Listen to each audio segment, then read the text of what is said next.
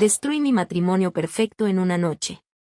Estoy arrepentida, pero a mi esposo no le importó y me dejó ahogada en deudas. No escribo esto para justificarme ni para que me digan que todo va a estar bien. Sé que hice algo mal. Muy mal. Lo sé desde el primer día. Aún así, necesito consejos para aprender a vivir con las consecuencias, porque siento que mi vida se desmoronó más rápido de lo que mi mente puede procesar. Voy a ir directo al punto. Todo empezó con una duda.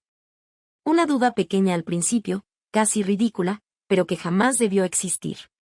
Una de esas dudas que, cuando se permiten crecer, lo contaminan todo. Tengo 31 años. Mi esposo, Marino, tiene 35. Nos casamos cuando yo tenía 23. No fue un accidente, no fue porque quedé embarazada, no fue presión familiar ni miedo a quedarnos solos. Fue una decisión fría, pensada, aparentemente madura. Ambos creíamos, con total convicción, que éramos la pareja destinada a estar junta. Y durante muchos años, lo fuimos. Los primeros años de matrimonio fueron tranquilos, estables, incluso felices. Marino siempre fue una persona organizada, responsable, con una mentalidad muy clara sobre el futuro. Antes de pensar en hijos, él insistió en algo: quería viajar, disfrutar, conocernos como pareja antes de convertirnos en padres. Yo estuve de acuerdo. En ese momento me parecía lógico, incluso romántico. Durante 3 años viajamos mucho. No eran viajes lujosos, pero sí constantes. Conocimos varios países, hicimos recorridos improvisados, tomamos decisiones impulsivas que solo se pueden tomar cuando no se tienen responsabilidades más grandes que una maleta.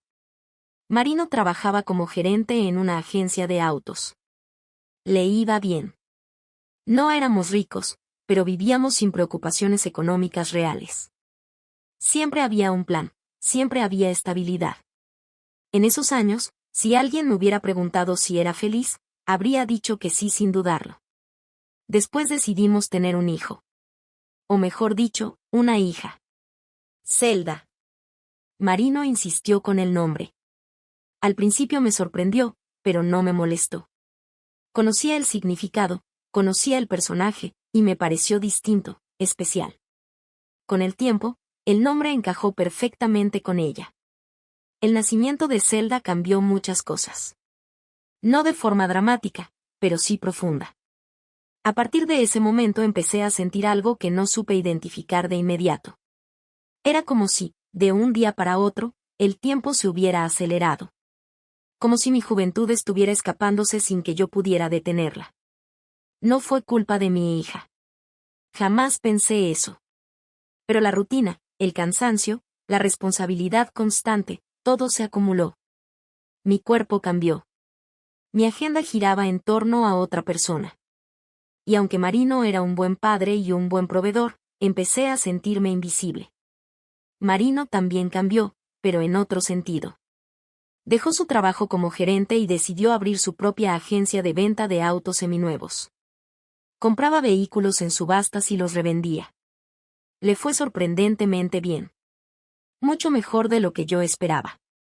Pasó de tener un jefe a ser su propio jefe.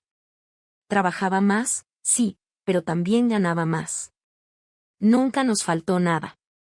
Y ahí es donde empieza la parte que me cuesta más admitir. A pesar de tener estabilidad, una familia, una vida ordenada, empecé a sentir que algo me faltaba. No sabía qué. No sabía por qué. Solo sabía que cada vez que me miraba al espejo, veía a una mujer que había envejecido demasiado rápido. Hace unos meses me inscribí a un gimnasio. Al principio fue solo por salud, por recuperar un poco de energía, por sentir que hacía algo por mí. Ahí conocí a Carmen, Claudia y Blanca. 3 mujeres que, con el tiempo, se convirtieron en mi grupo habitual para entrenar y, eventualmente, para salir. Las 3 eran divorciadas. Carmen y Blanca habían tenido un solo matrimonio cada una. Claudia, en cambio, ya iba por el tercero. Todas se habían casado jóvenes. Todas hablaban de sus divorcios como si hubieran sido una liberación. No lo decían con amargura, sino con una especie de orgullo tranquilo. Me contaban anécdotas de sus matrimonios fallidos, pero siempre terminaban igual, diciendo que después del divorcio se sentían más vivas, más libres, más ellas mismas. Decían que habían recuperado partes de su personalidad que creían perdidas. Que habían vuelto a sentirse deseadas, interesantes, importantes. Al principio solo escuchaba. No opinaba demasiado. Yo no me sentía infeliz con Marino. No tenía motivos claros para estarlo. Pero sus historias empezaron a quedarse conmigo más tiempo del que deberían. Entre risas, empezaron las bromas. ¿Y tú para cuándo te divorcias? Ya va siendo hora de que cambies de marido. Búscate uno más joven, antes de que sea tarde. Lo decían riendo. Siempre riendo. Yo también me reía. Respondía que estaba bien como estaba, que Marino era un buen hombre, que no tenía de qué quejarme. Y era verdad. Lo era. Pero cada broma dejaba una pequeña marca. Cada comentario sembraba algo que yo no pedí. La duda empezó ahí. No como una sospecha concreta, sino como una pregunta vaga y peligrosa. ¿Y si esto no era todo? ¿Y si me estaba perdiendo algo? ¿Y si me había conformado demasiado pronto? Nunca le conté esto a Marino. Nunca le dije que esas preguntas rondaban mi cabeza. Él estaba concentrado en hacer crecer su negocio, en asegurar el futuro de nuestra familia. Yo, en cambio, empecé a compararme con mujeres que habían destruido sus matrimonios y parecían orgullosas de ello. Hoy, al escribir esto, me doy cuenta de lo absurdo que fue. Pero en ese momento no lo vi así. En ese momento, la duda ya estaba sembrada. Y una vez que una duda así entra en tu cabeza, empieza a buscar confirmaciones en todas partes. Yo seguía siendo una buena esposa. O al menos eso creía. Cumplía con mis responsabilidades, cuidaba de mi hija, apoyaba a Marino. Pero por dentro, algo se estaba rompiendo lentamente. Y no supe detenerlo. Con el paso de las semanas empecé a pasar más tiempo con ellas. No era algo extremo ni secreto. Después del gimnasio solíamos ir a comer algo, casi siempre por las tardes. Eran salidas aparentemente inocentes, cafeterías, restaurantes sencillos, conversaciones largas sobre la vida, el cuerpo, el paso del tiempo. Ellas hablaban mucho. Yo escuchaba. Seguían repitiendo que el divorcio había sido lo mejor que les había pasado. Que al principio daba miedo, pero luego venía una libertad que no se podía explicar. Que nadie debía quedarse en un matrimonio solo por costumbre. Que la vida era corta. Que una mujer no debía conformarse. Yo asentía, aunque en el fondo algo me incomodaba. Sentía que esas conversaciones no encajaban del todo con mi vida, pero aún así las dejaba entrar. No las cuestionaba. No ponía límites. Con el tiempo empezaron a invitarme a fiestas. Siempre decían lo mismo, que necesitaba despejarme, recordar quién era, salir de la rutina. Yo siempre decía que no. Ponía excusas. Que estaba cansada. Que tenía que cuidar a mi hija. Que Marino trabajaba mucho y prefería quedarme en casa. La verdad era otra. No quería ir porque recordaba muy bien cómo era yo en las fiestas cuando era más joven. Siempre perdía el control con el alcohol. No de forma escandalosa, pero sí lo suficiente como para tomar malas decisiones. Sabía que no era buena idea ponerme en una situación así. Sabía que algo dentro de mí no estaba estable. Las dudas continuaban creciendo. Empecé a hacer algo que nunca había hecho antes, buscarle defectos a Marino. No cosas grandes, no problemas reales. Detalles mínimos. La forma en que hablaba cuando estaba cansado. Su rutina. Su falta de espontaneidad. El hecho de que ya no fuera tan detallista como antes. Cosas que antes me parecían normales, incluso reconfortantes, empezaron a irritarme. Discutíamos más seguido. Peleas sin sentido. Por horarios, por silencios, por cosas que ninguno de los dos sabía explicar del todo. Marino empezó a notarlo. Varias veces me preguntó qué me pasaba, por qué estaba distinta. Me dijo que sentía que yo ya no estaba presente, que parecía distante, irritable. Siempre lo negué. Decía que estaba estresada, que era el cansancio, que el gimnasio me estaba agotando. Nunca mencioné las dudas. Nunca mencioné a mis amigas. Nunca admití que algo se estaba moviendo dentro de mí. Una tarde, después del gimnasio, las chicas volvieron a insistir con una fiesta. Era una invitación para ese mismo fin de semana. Yo acepté de palabra, casi sin pensarlo. Pero horas después, cuando lo pensé mejor, me arrepentí. Les escribí diciendo que me sentía mal, que quizá me estaba enfermando, que prefería no ir. Su reacción fue inmediata. Se burlaron. Dijeron que siempre me lo perdía todo. Que era una exagerada. Que no sabía divertirme. Que algún día me arrepentiría de no vivir más. No respondí nada más. Esa noche me quedé en casa con Marino y mi hija. Todo parecía normal, pero yo no dejaba de pensar en sus palabras. En la idea de estar perdiéndome algo. En esa sensación constante de estar viviendo una vida que ya estaba escrita y no podía cambiarse. No pasó mucho tiempo antes de que todo se desordenara. Unos días después, Marino y yo tuvimos una pelea absurda. No recuerdo exactamente cómo empezó. Creo que fue por algo relacionado con su trabajo, con un plan que cambió a último momento. Fue una discusión corta, pero tensa. De esas que no se resuelven, solo se enfrían. Esa noche, impulsivamente, les escribí a las chicas. Les dije que saldría con ellas. Se lo dije a Marino poco después. Él no se opuso. Solo me pidió que regresara temprano. Le dije que estaría de vuelta a las 11:30 de la noche. Me miró con una mezcla de sorpresa y alivio. No discutió. Me dijo que estaba bien. Salí de casa a las 8 de la noche. En el auto sentía una mezcla de nervios y emoción que no sabía cómo justificar. Me repetía que solo iba a salir un rato, que no pasaría nada, que no era una mala persona por querer divertirme un poco.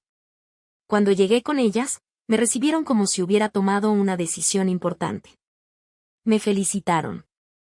Dijeron que por fin había aceptado una cita, aunque yo nunca lo vi así. Para mí era solo una salida. Fuimos a un antro. Música alta, luces, gente desconocida.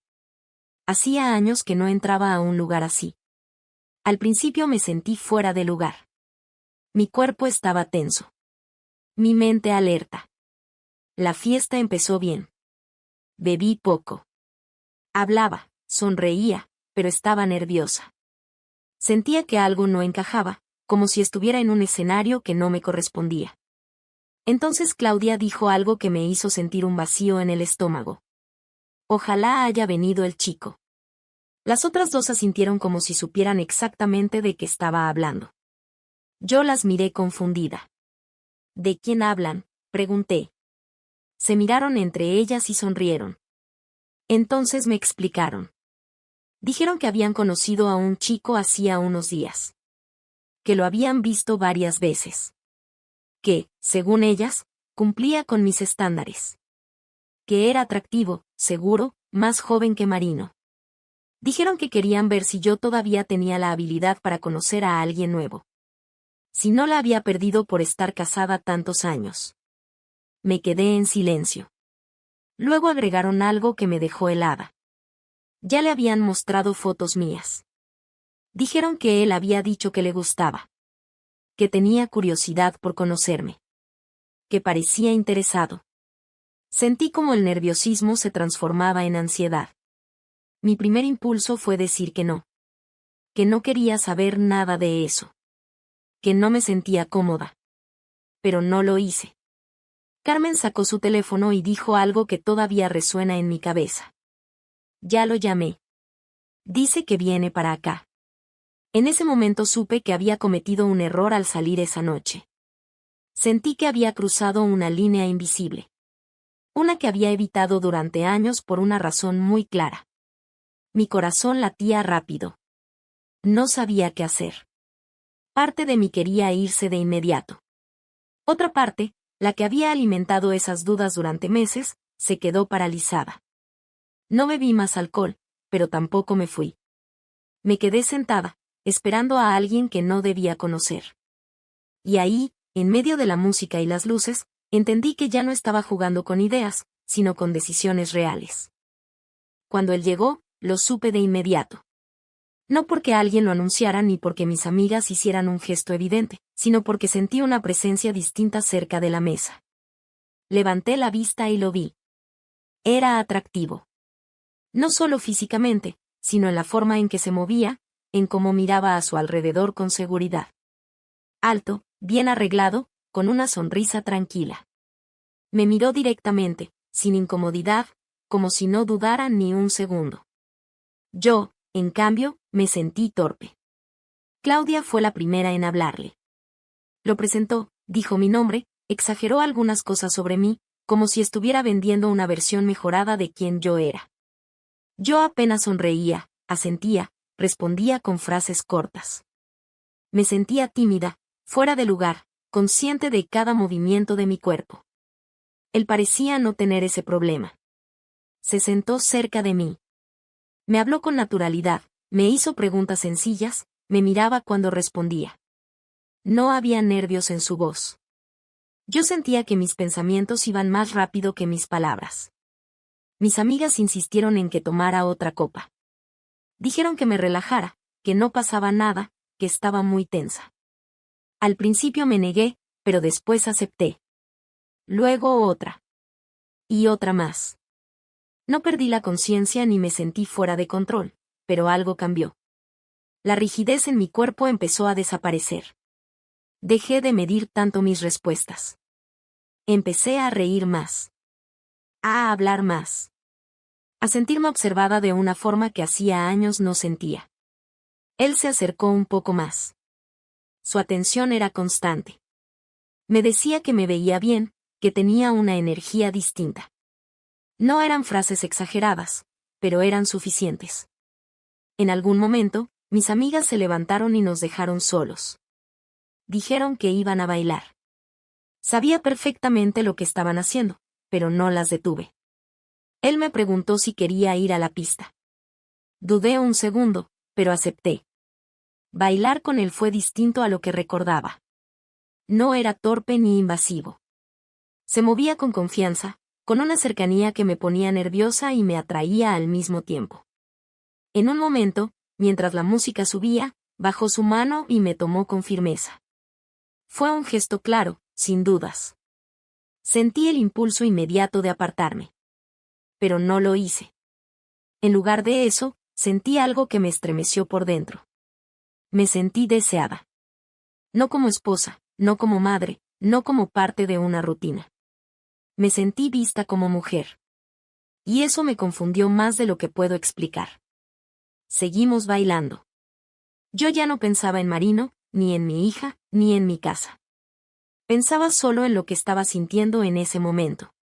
En cómo había llegado hasta ahí. Después me propuso hablar en un lugar más tranquilo. Salimos a una zona más apartada del antro, donde la música se escuchaba menos. Ahí hablamos un poco más. Me preguntó por mi vida. No le dije la verdad completa.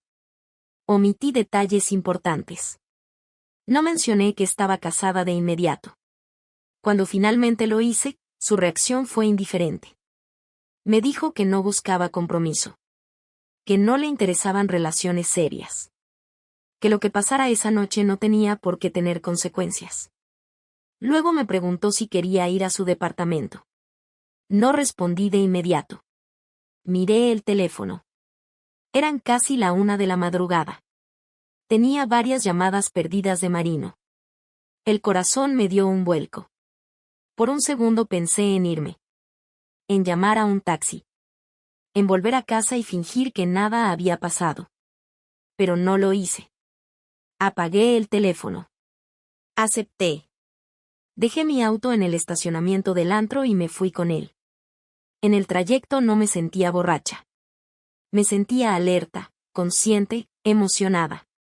Sabía perfectamente lo que estaba haciendo. Y eso es lo que más vergüenza me da admitir.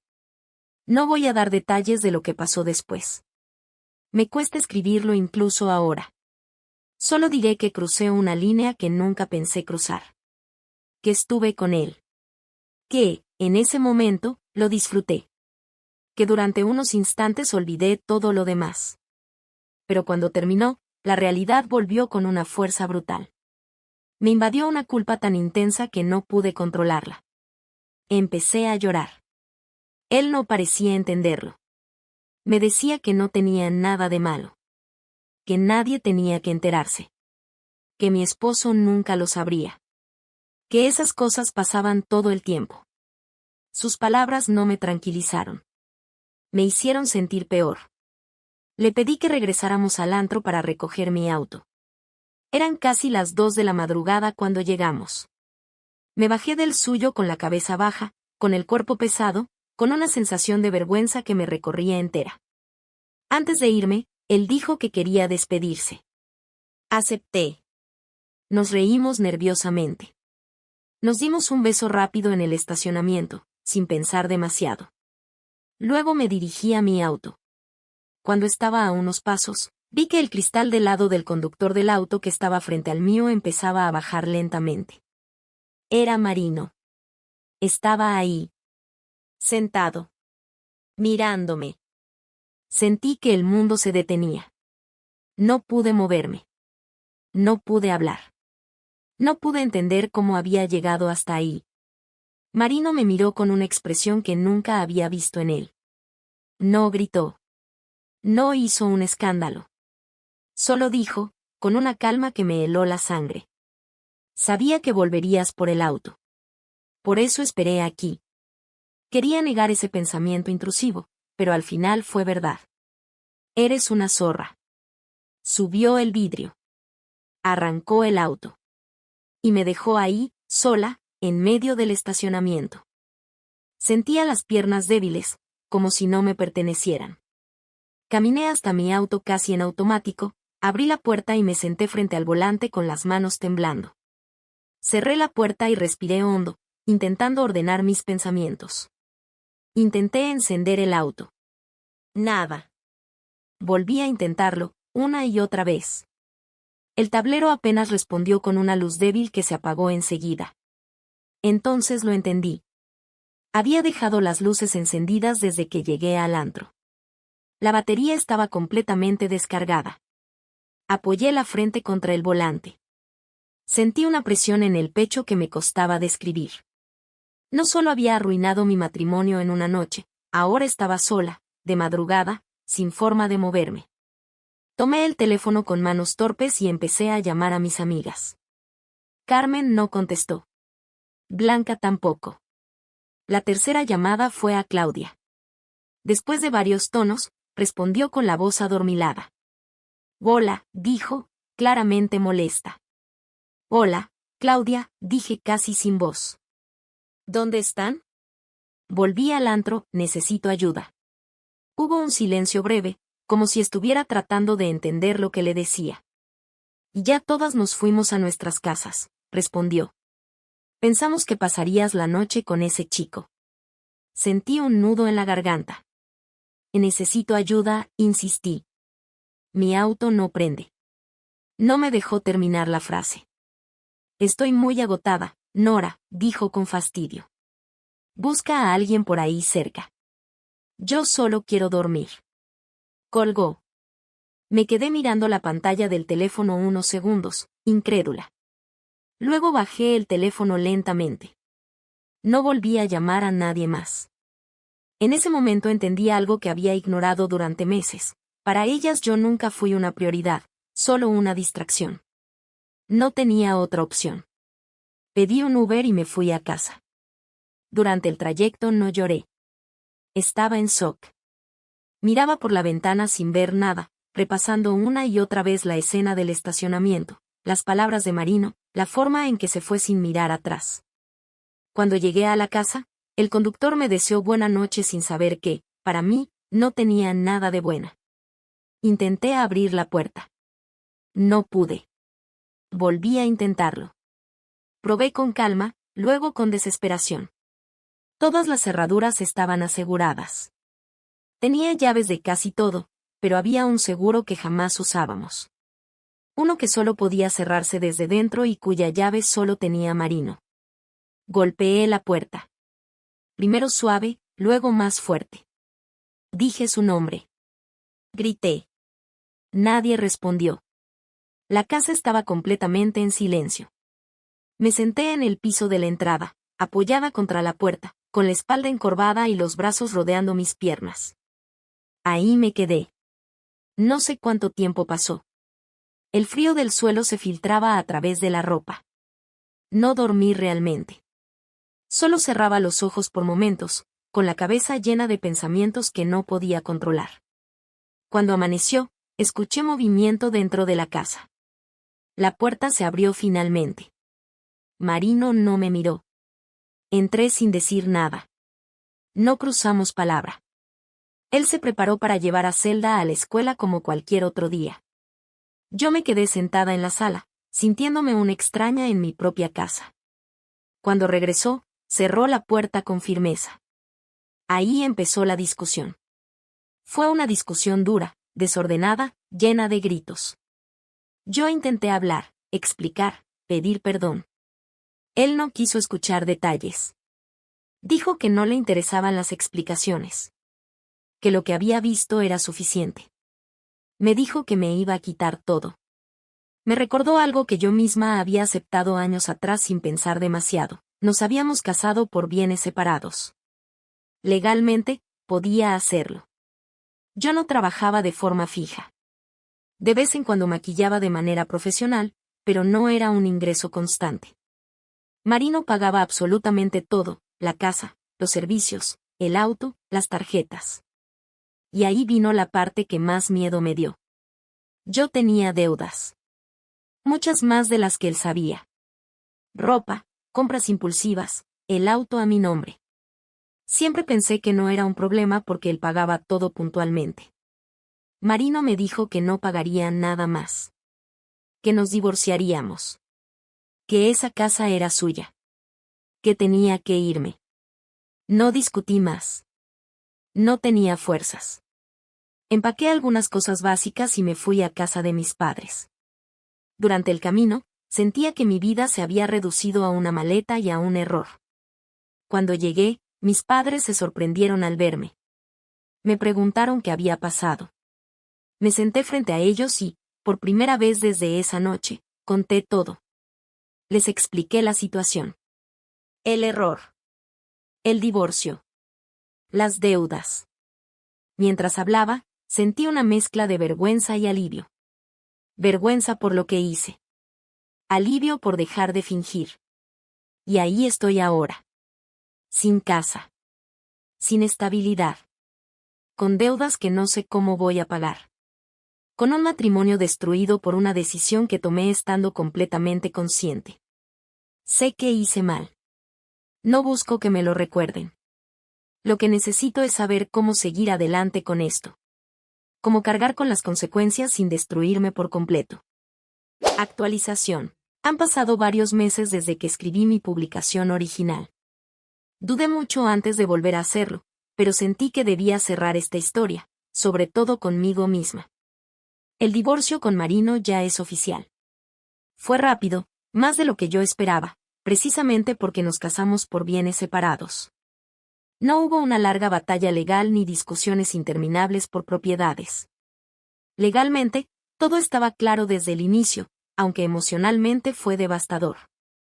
Marino no intentó retrasar nada. Firmó cuando correspondía, habló solo lo necesario y mantuvo una distancia absoluta. No hubo segundas oportunidades, ni intentos de reconciliación, ni conversaciones largas para entendernos. Para él, todo terminó esa noche. La parte más difícil de todo esto no fue perder mi matrimonio, ni la estabilidad económica, ni la casa. Fue mi hija. Cuando llegó el momento de hablar con Zelda, sentí un miedo que nunca había experimentado. Marino y yo acordamos que yo le diría la verdad, sin detalles innecesarios, pero sin mentiras.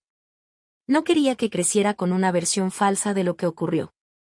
Le expliqué que había cometido un error muy grave.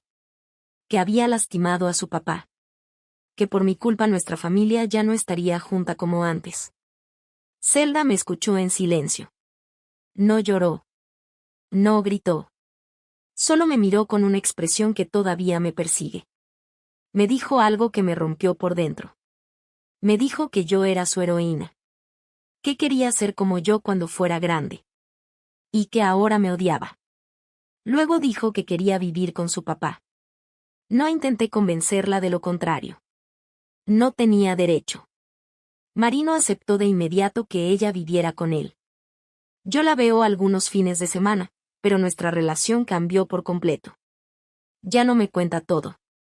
Ya no busca mi abrazo de la misma forma. Me habla con respeto, pero con distancia. Como si yo fuera alguien que la decepcionó profundamente. Y eso es exactamente lo que hice. En lo económico, la realidad fue tan dura como advertí en mi primera publicación. Conseguí trabajo como cajera en una tienda. No es el trabajo que imaginé para mí a los 31 años, pero es un ingreso estable. Trabajo muchas horas de pie, contando dinero que nunca siento que sea suficiente.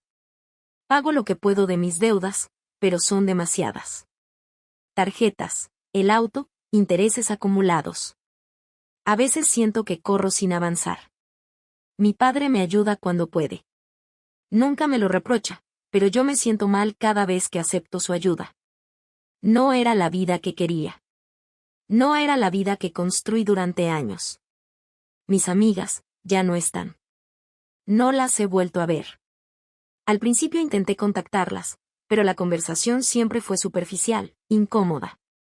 Después dejé de intentarlo. Entendí que para ellas yo solo era parte de un momento, no de una vida. Cuando todo se rompió, desaparecieron. Hoy tengo mucho tiempo para pensar. Tal vez demasiado. He reflexionado mucho sobre cómo empezó todo. No fue una noche. No fue el alcohol. No fue el chico. Fue permitir que una duda creciera sin cuestionarla. Fue comparar mi vida con la de otras personas sin entender el precio que ellas también pagaron. Fue buscar emoción donde ya había estabilidad. Fue confundir rutina con infelicidad. Aprendí de la forma más dura que no todas las prisiones son malas, y que no toda libertad vale lo que cuesta. No escribo esto esperando compasión. Tampoco perdón. Escribo porque, si alguien lee esto y se reconoce en esa duda inicial, en esa sensación de me estoy perdiendo algo, ojalá se detenga a tiempo. Yo no lo hice. Hoy vivo con las consecuencias. Trabajo, hago, espero. Intento reconstruirme desde un lugar mucho más humilde del que jamás imaginé. Extraño a mi hija todos los días. Y cargo con la certeza de que hay errores que no se reparan, solo se aceptan. Gracias a quienes leyeron hasta aquí.